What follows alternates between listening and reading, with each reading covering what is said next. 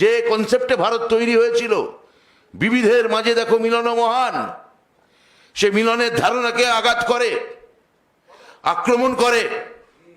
একটা এক ভাষা, এক ধর্ম, এক দেশ, এই তত্ত্ব আমাদের উপর চাপিয়ে দিতে চায়।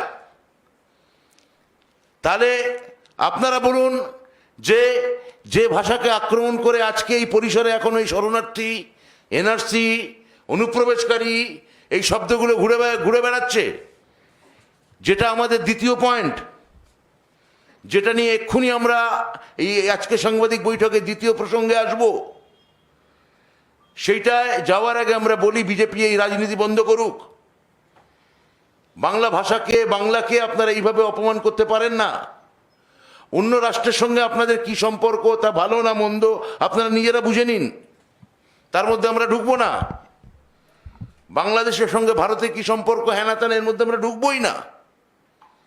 আমরা আমাদের ভাষার মর্যাদার কথা বলবো।